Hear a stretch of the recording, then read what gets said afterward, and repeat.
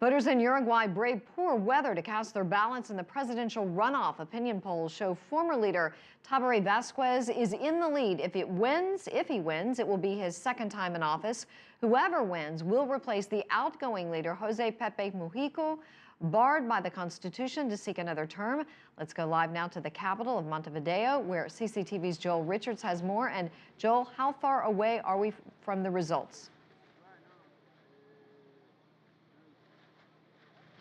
Good evening, Susan. Well, it's just past 8 p.m. local time, so in about an hour and a half or so, we're expecting the initial results to come through. But and it's behind me, just here, as you see, can see where the broad front supporters will be out celebrating what they expect will be then a record third term of office.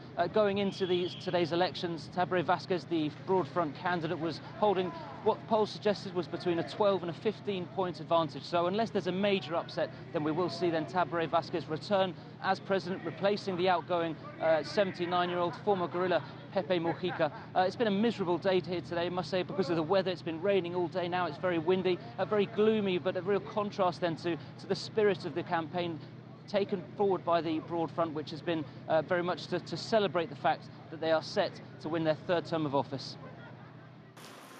Uruguay woke up on Sunday to weather alerts, but with the vote required in the South American country, there was no avoiding the rain. One of the first to cast their vote just 3 minutes after the polls opened was Mujica, who is leading the presidency with approval ratings of 65%, according to local surveys. Economic and social policies brought in by Mujica's government, as well as progressive policies such as legalizing marijuana, set up the broad front ruling government in these elections.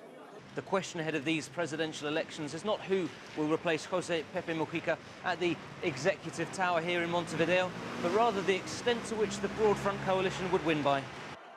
Surveys show 74-year-old Tabare Vazquez, who was president from 2005 to 2010, carries a considerable lead going into this head-to-head match, having taken 48% of the first round of the election last month.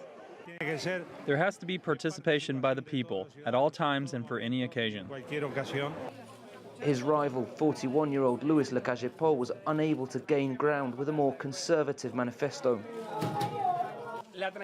We support a country in peace and calm, and that is what we are going to offer the country, regardless of the outcome. On the streets, mixed feelings over what Uruguayans expect for the coming years. Personally, I want to see a continuation of the social and economic policies of the last several years. They never fulfill their promises. It's like the weather. It changes. People vote depending on their pocket. Having already won a majority of seats in Uruguay's Congress, the ruling left-wing broad front coalition is set to continue to shape Uruguay until 2015. So the results then still about just over an hour away from being released, but everything does point to then a win for the broad front. And this means that Uruguay then will follow in the trend that we've seen in other countries in the region this year that have had elections in Brazil and in Bolivia, where a centre-left or a left-leaning government then has been re-elected and stayed in power.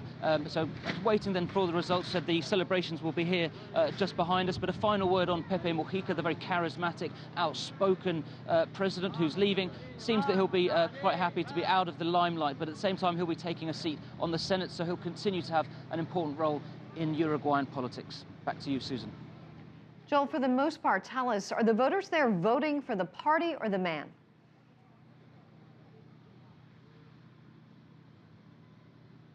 Very much for the party, because there are differences between Tabare Vazquez and Mujica. They're very different profiles, very different ways of speaking, both from a similar generation. Tabare Vazquez 74 years old and Pepe Mujica 79, but there's very much a sense, and people that we've been speaking to here in Uruguay, where we've been for the past week, very much want a continuation then of the social policies that have seen poverty reduction.